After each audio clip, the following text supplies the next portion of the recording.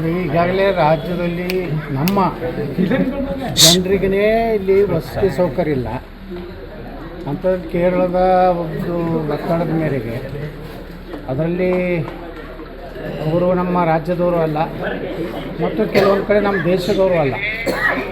ಅವ್ರ ಪರವಾಗಿ ಕೇಂದ್ರದ ಹೈಕಮಾಂಡ್ ಹೇಳಿದ್ರ ಮೇಲೆ ಅವರಿಗೆ ಪುನರ್ವ್ಯವಸ್ಥೆಯನ್ನು ಮಾಡಬೇಕನ್ನೋಂಥದ್ದು ಸರ್ಕಾರದ ನೀತಿ. ಕೇವಲ ವೋಟ್ ಬ್ಯಾಂಕ್ ಕಾರಣಕ್ಕಾಗಿ ಇವತ್ತು ಉತ್ತರ ಕರ್ನಾಟಕದ ಸಾಕಷ್ಟು ಜನ ಬೆಂಗಳೂರಿನಲ್ಲಿ ಇವತ್ತು ಬಡವರು ಹೋಗಿ ದುಡಿತಾ ಇದ್ದಾರೆ. ಅವರಿಗೆ ಆ ಸೌಲಭ್ಯವನ್ನು ಕಲ್ಪಿಸದೆ ಕೇವಲ ಕಾಂಗ್ರೆಸ್ ಅವರ ಏನು ಹೈಕಮಾಂಡಿನ ಒಂದು ಆದೇಶ ಮೇಲೆ ಇವತ್ತೇನು ಮಾಡ್ತಾ ಇದ್ದಾರೆ. ಇದು ನಿಜಕ್ಕೂ ಕರ್ನಾಟಕದ ಜನರ ಹಿತ ಕಾಪಾಡೋದ್ರಲ್ಲಿ ಈ ಒಂದು ಸರ್ಕಾರ ವಿಫಲಾಗಿದೆ. ಮತ್ತು ಕನ್ನಡ ಸಂಘಗಳು ಭಾಳ ಹೋರಾಟ ಮಾಡ್ತಿದ್ರು.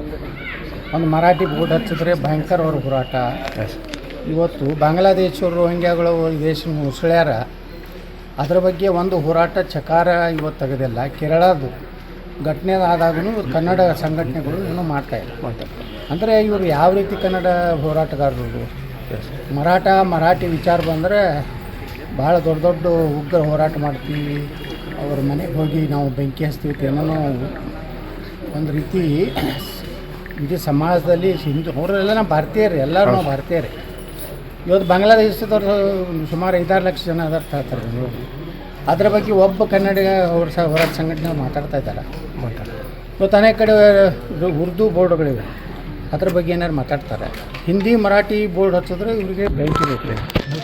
ಉರ್ದು ಬೋರ್ಡ್ ಹಚ್ಚಿದ್ರೆ ಅಂದರೆ ಇವರೆಲ್ಲ ಪೇಡ್ ಗಿರಾಕಿಗಳಾಗಿಬಿಟ್ಟಾರೆ. ಇವರೆಲ್ಲ ಒಂದು ಆಡಳಿತ ಪಕ್ಷದ ಕೈಗೊಂಬೆಯಾಗಿ ಅಶಾಂತಿ ಮಾಡುವಂಥ ಕೆಲಸ ಮಾಡ್ತಾಯಿದ್ದಾರೆ.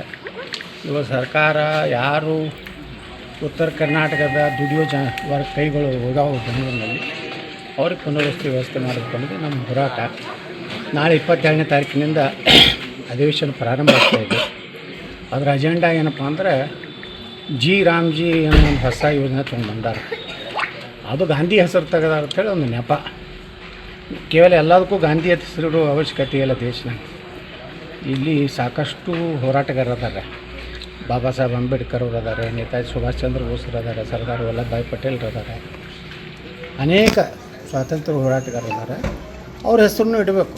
ಬಿಟ್ಟು ಹಳ್ಳಿ ಬಳ್ಳಿ ಎಲ್ಲ ಬರೀ ಗಾಂಧಿ ಅಂತೇಳಿ ಈಗಿನ ಗಾಂಧಿಗಳಿಗೆ ಅದು ಅನುಕೂಲ ಆಗ್ಲಕ್ಕತ್ತ. ಅದಕ್ಕೆ ಅದ್ರ ಬಗ್ಗೆನೂ ನಾವು ಮಾತಾಡ್ತೀವಿ. ರಾಮ್ಜಿ ನಮ್ಮ ಏನು ಕೇಂದ್ರ ಸರ್ಕಾರ ನರೇಂದ್ರ ಮೋದಿ ಅವ್ರು ತೊಗೊಂಡ್ಬಂದಾರಲ್ಲ, ಅದು ಒಳ್ಳೆಯ ಉದ್ದೇಶ ಇದೆ. ಅದನ್ನು ಹೆಸರು ತೆಗಿಬೇಕನ್ನೋಂಥದ್ದಕ್ಕೆ ಅವ್ರು ಏನು ಪ್ರಶ್ನೆ ಹಾಕಿದ್ದಾರೆ ಅದಕ್ಕೆ ಉತ್ತರ ಕೊಡ್ಲಿಕ್ಕೆ ನಾವು ಎಲ್ಲ ತಯಾರು ಮಾಡ್ಕೊಂಡಿದ್ವಿ. ಮತ್ತು ಈ ಒಂದು ನುಸುಳುಕೋರು ಬಾಂಗ್ಲಾದೇಶಿಯರು ರೋಹಿಂಗ್ಯಾಗಳು ನಮ್ಮ ದೇಶಕ್ಕೆ ಒಂದು ದೊಡ್ಡ ಸಮಸ್ಯೆ.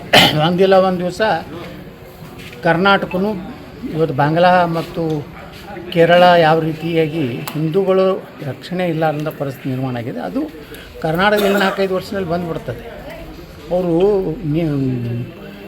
ಸೈಕಲ್ ರಿಕ್ಷಾ ಹೊಡೆಯೋರು, ಆಟೋ ರಿಕ್ಷಾ ಹೊಡೆಯೋರೆಲ್ಲ ಪಾಕಿಸ್ತಾನ ಪರ ಘೋಷಣೆ ಕೊಡ್ತಾರೆ. ಈಗ ನಡೆಸ್ಯಾರ. ಇನ್ನು 50% ಆದರೆ ನಮ್ಮ ದೇಶದ ಗತಿಯನ್ನು, ನಮ್ಮ ರಾಜ್ಯದ ಗತಿ, ಇದು ಭಾಳ ಚಿಂತಾಜನಕ ವಿಷಯ ಇದೆ. ಇದನ್ನು ನಾವು ವಿಧಾನಸಭೆಯಲ್ಲಿ ಚರ್ಚೆ ಮಾಡ್ತೀವಿ. ಅದ್ರ ಜೊತೆಗೆ ಯಾರು ಬಾಂಗ್ಲಾದೇಶರದ ಐಡೆಂಟಿಫಿಕೇಷನ್ನ ಸರ್ಕಾರ ಮಾಡಬೇಕಾಗಿದೆ. ಅದನ್ನಾರು ನಮ್ಮ ಹಿಂದೂ ಕಾರ್ಯಕರ್ತರು ಮಾಡ್ತಿದ್ದಾರೆ. ಅವ್ರ ಮೇಲೆ ಬಂಧನ ಮಾಡೋದು, ದಬ್ಬಾಯಿಕೆ ಮಾಡೋದು ಮಾಡ್ತಾಯಿದ್ದಾರೆ. ಇದೆಲ್ಲ ಚರ್ಚೆ ಮುಂದಿನ ಒಂದು ವಾರ ವಿಧಾನಸಭೆಯಲ್ಲಿ ನಾವು ಚರ್ಚೆ ಮಾಡ್ತೀವಿ. Thank you.